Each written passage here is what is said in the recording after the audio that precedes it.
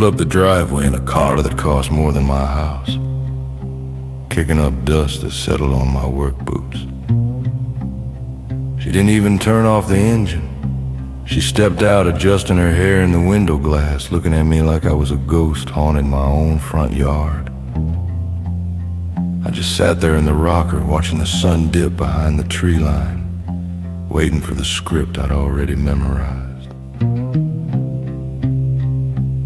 She started in on it before she even reached the steps. She told me she knew everything. She told me he was miserable, that he stayed out of pity, that they had a connection that transcended a marriage certificate. She used words like soulmate and destiny, looking at me with this patronizing kind of mercy. She actually said, "I'm the fool in love with the fool who's still in love with you. And it's time to let him go."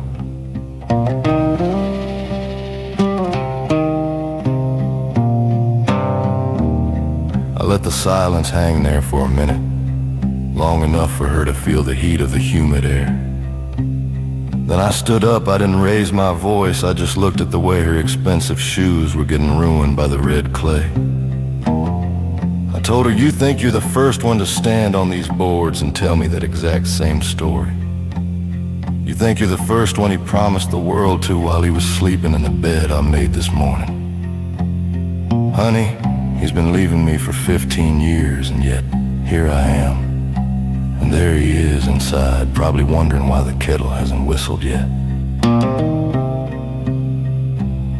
I walked closer, right into her space, until she had to step back. I told her the truth she didn't want to hear. He isn't a fool in love with you.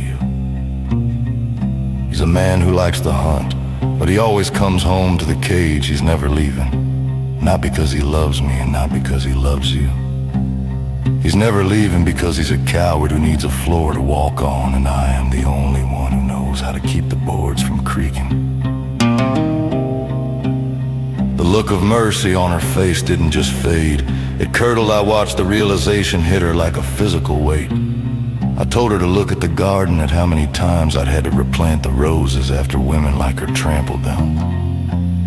I told her she wasn't a soulmate. She was just a recurring character in a very long, very boring play.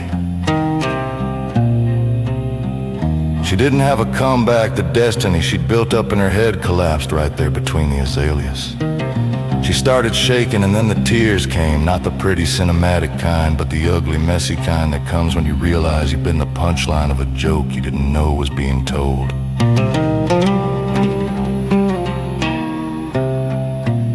She turned around, stumbling over her own feet, and practically ran back to that expensive car.